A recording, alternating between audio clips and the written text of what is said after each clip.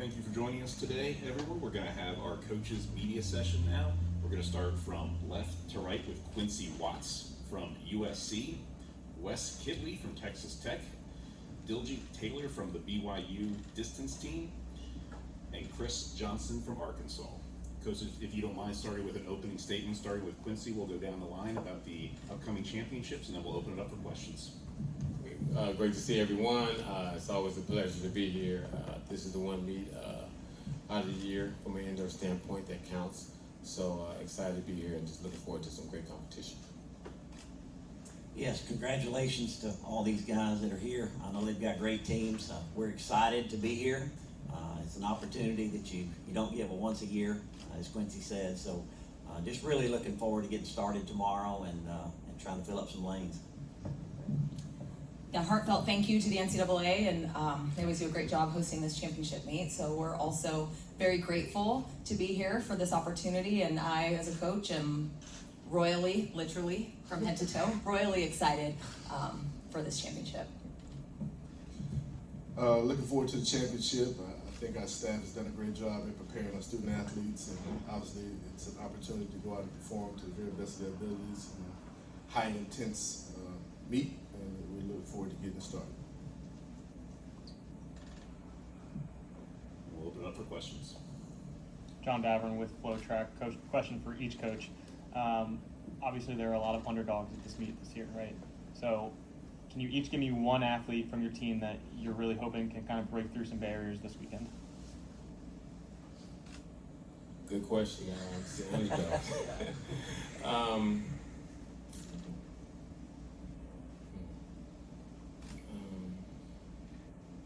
We have some underdogs that I'm looking forward to on the women's side. Let me just start there with Jasani Carter. She's a returner. She's my captain this year, so I'm looking for her to take advantage of the moment. She was here last year, so she has experience going in, so I'm looking for her to have an exciting competition. On the men's side, I'm looking for Johnny Blockberger. He's a senior. This is his last season with the indoors, and he has no more eligibility. So I'm just looking for him to have a great meet, and he needs a breakout meet indoors. Yeah, I think I would start with, on the female side, with Naomi Krebs. She's really had a great year in the hurdles, but first time to be in this show, and would love to see her have another breakthrough this weekend. She's really been coming on as of late, so we're hoping that continues. And probably on the men's side, Shamar Uter, he's coming in almost 16th or 15th, and he got 5th or 6th last year, and been injured and really kind of on the upside now, and so really hoping he'll have a good meet too.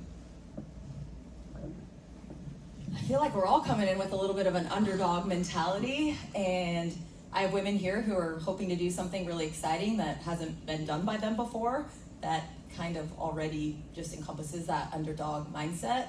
Our president of our university, Shane Reese, did a devotional on Tuesday, and he said God loves the underdogs, and so we're all coming in with that underdog mentality. Well, I think if you're top 16 in the country, it's kind of hard to say you're an underdog. But I think our freshman, Anya Jackson, would probably be that person, if you will. She's a freshman, and this is the first time being at a big meet of this caliber. So I think that would be our person. But if you're top 16 in the country, you beat Hatfield, you score, get to the finals. So I would be hard pressed to say anybody here sitting at this table is talking about underdog. Mentality.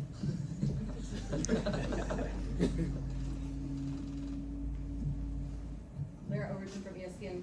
Question for Coach Taylor.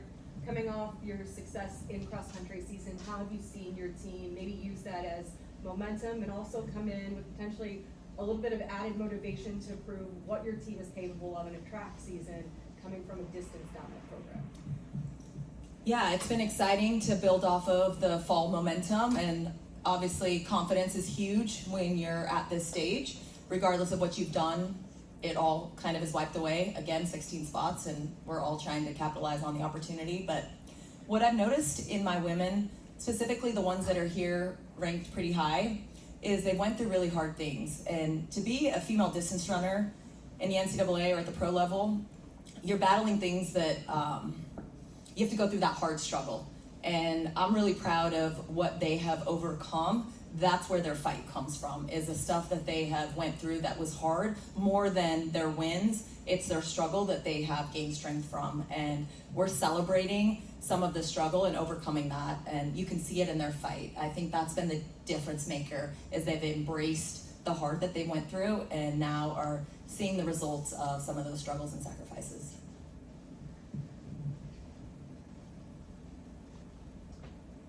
Sam Seams, U.S. Track and Field Cross Country Coaches Association.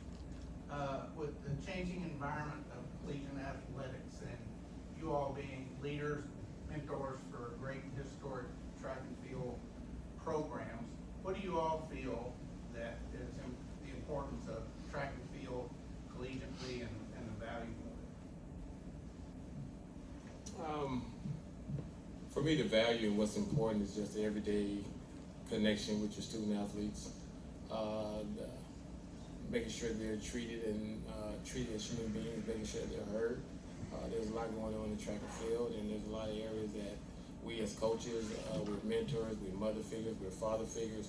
So there's a lot that they have to digest, and being able to have those conversations behind closed doors and off the track has been I think it's very important. There's some topics and things like that. Just having healthy conversations regarding those topics in track and field is also important as well. So conversation and things of that nature, connecting with your young athletes is very important moving forward with track and field. Yeah, I think, we have a great sport. We've got to continue to voice that. I think we've got to be more voicing just what type of sport that we do have in the future more than ever. And I think that will happen if we all get together and stay of the mindset that we're all in this together. I'm concerned, about, possibly although change is going to happen, the haves or the have-nots. I think it could get in a position where it's that way if we don't watch it. So very mindful of that. I can't control everything, but I think the head coaches for sure need to have a good voice to continue to fight for our sport. The landscape has definitely changed over the last couple years, and I think coaches collectively have done a really good job of implementing those changes. I think the recent changes with roster changes, we're going to see it look probably differently on the national landscape, and it is an important time for us as coaches to come together and voice our advocacy for both men's and women's track and field, but also for a cry of help to our administrators to make sure that they understand and also really support our student athletes. This is one of the purest sports, and we understand that our revenue generation is very different, but it is life-changing in what we are able to do with the impact that we have on our student athletes and what they're then able to do. We don't want to impact that or change that, and so I'm hoping that we're protected. I know it's changing and we have to change with it. We're no longer just coaching. There's so many more aspects to our jobs now, but the revenue that's coming into a very small percentage of student athletes should not take from opportunity of other student athletes, and I feel strongly about that. I think we have to adjust and see things a little differently. I think that our athletes are very deserving of everything that every other athlete is getting, and honestly, it's one of the purest sports that we can possibly have. And it's woman versus woman, man versus man, and I think that the appreciation for our sport, and I think we just need more exposure, and we need a better understanding of the sport, and to be able to lobby our administrators to see the value that we have in our sport as coaches and administrators to our sports that everyone else sees. Jocelyn with CITIUS Mag. This question's for Coach Diljeet Taylor. So in addition to coaching the BYU women, you also have this incredible pro group that you coach, Swoosh TC. What is it like managing both of those groups, and how do those women build off each other to become even better? It's been great for us at this press conference. I want to just focus on my BYU women. There's been a lot of confidence that's been gained from just having that energy, and so I'll leave it at that, but I really want to focus just on my BYU women this weekend. one for each of the coaches. We can start with Coach Johnson. Each of you are sitting up here with spectacular individuals, but you also have very strong teams in contention this weekend. Oftentimes, contending as a team means that some of those individuals have made certain sacrifices on behalf of the team. What is unique, special about the dynamic to be in contention for a team title, and what your athletes are doing this weekend for the good of the team, maybe above individual accolades? Well, I think for us is that everybody on our team does what we ask them to do, and we might stretch them further than they possibly think they can be stretched. But I think, in essence, we do what's best for everybody, and they understand it's a collective group. What happens, everybody has an impact on how we fare, and so whatever we ask them to do, even though they might not necessarily be in the mindset to do it, they've done it year in and year out. So this started a long time ago in August, and so I just think that we have a special group of athletes. Everyone is important. You get to be at this spot and go out and perform, and I think that's what we're looking forward to. You know you have a good team of women when they're given the option to pick an individual event or possibly anchor a DMR, and they come back and say, well, if I do this, that gives the team the most chance for points, and I want to do what's best for the team. And I let the athlete choose ultimately whether they want to take an individual event and fight for a title. Those are really hard to come by, or if they want to try to accumulate as many points by entering 2 events. And when they take ownership of that decision, I feel like they're more invested in the fight for it and the outcome. So really proud of the choices my women have made. Yeah, I mean, I would be remiss if I didn't bring up Malachi Snow. You know, he's going to run the 60 and turn right around and walk back down there and pretty much get ready to run the hurdles. He's done it before outdoors, but, you know, he didn't even have a second thought about not doing that because he wanted to try to score some points for the team. And actually, I think it was 15 minutes last year, and we got about 25 or 30, so he was pretty thrilled. And so hopefully it'll work out for us. But yeah, it's tremendous to see kids when they don't just think of themselves in this world that we live in now, and it makes it fun. You know, as I think Quincy said, you know, this is one that gets scored. You get counted against you at this one, and so these kids know that and appreciate it. And so it's one of the toughest meets I think ever to make, and then also to score in. So looking forward to it.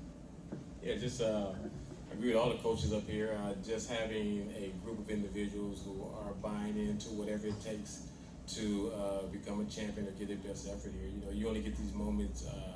They don't come all the time. At least not for me up here at USC. I can't speak for coach here and then coach down there, you know. But just having an opportunity and buying in and know that there may be the schedule may be challenging, right? But it's not difficult. And them being their approach and how organic it is to, like, I'm all in, coach, let's go. It may be challenging, but coach, we can do this. So I think that's very rewarding. It's great to see, and it lends to a great, just a great dynamic and great culture being here. Everybody's happy, everybody's feeling good. So there are some challenging moments, but that they're all bought in, I think is why we do it, and that's why the championship is worth doing it. After taking to flow track this for Coach Johnson, very strong 400-meter women's squad out there in Arkansas, and this year Isabella Whitaker's been such a huge pickup for you guys and has made, you know, already such a big impact. Like, what's it been like adding her into the fold there in Fayetteville? Well, I think she's obviously a phenomenal athlete. She was fifth, I got fourth, so it was great for her to join the team because obviously it showed that she had some extreme amount of talent. And I think she's bought into our program, and she's taken her time, and she's gotten better week in and week out, and she's done everything we've asked her to do, and you kind of see the fruits of her labor right now. So we're very excited about the potential that she has and how far she's came, although she was already good before she got to us.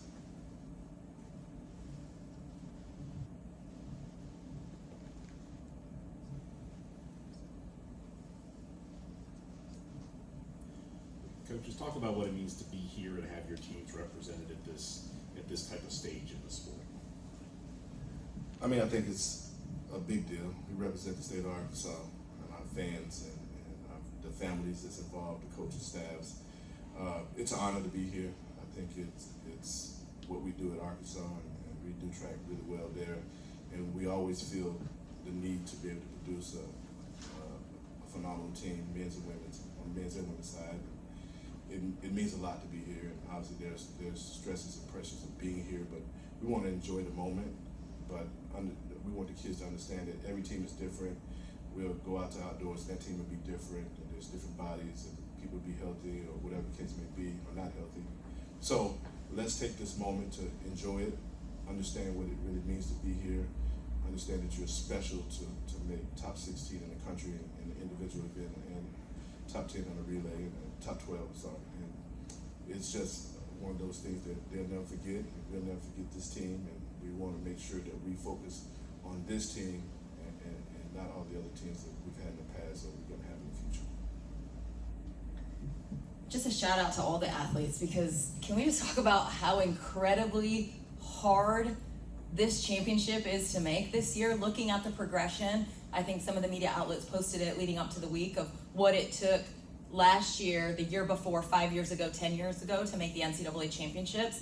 And when you look at it now, it's one of the toughest meets to make. And so you've got world-class competition happening right here in the NCAA, which is super exciting, and it's a privilege. It's a privilege to participate in an NCAA championship. The way that the competitiveness and the way that our sport is going, these are people that are going to be making teams, U.S. teams and teams for other countries. So you're seeing the future firsthand right here, and that's exciting. I'm super thrilled to be witnessing it. Yeah, absolutely. It is the hardest meet to make by far, and so I'm just so thrilled when you get these kids here. I had one or two at 17th, so you know that was tough on those kids. But yeah, it's just a blessing. I mean, my goodness, you get to this meet, you've worked all year for it. This is the first opportunity you get to score as a team and have an opportunity to be a national champion or whatever the case may be, and so. It means everything. This is my 41st year, and I'm as excited about it this year as I am, the first year I came. So it just makes it special when you get an opportunity to bring, I think we've got 9 ladies and 12 guys, and we have an opportunity to be in the hunt. So it's just always a blessing. So thankful to be here. I've got to agree with Coach. Just thankful to be here. It's a time to reflect on, as you look at the team, how did we get here? And this particular year, we had a lot of adversity outside of track with the team. It seemed like every other week I was sending a young lady or a young man home to a funeral. So, and I have a young lady right now who lost her aunt, and she's one of the top performers in Days de France. So she's here competing with a heavy heart. And that's like when I spoke to her earlier, you just have to kind of go away from track for a second and let them know that you're here for them, you support them. And as we look from the time it started in August to right now, these challenges are all as how we're going to celebrate.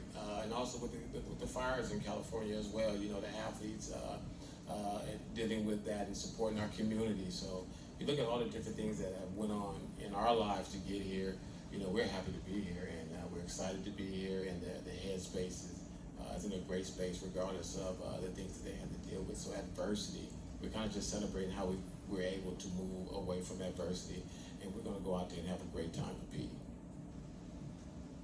Coaches, thank you very much for your time today. Best of luck this weekend. If you don't mind posing for a picture before you leave, and that wraps up our press conference. Thank you.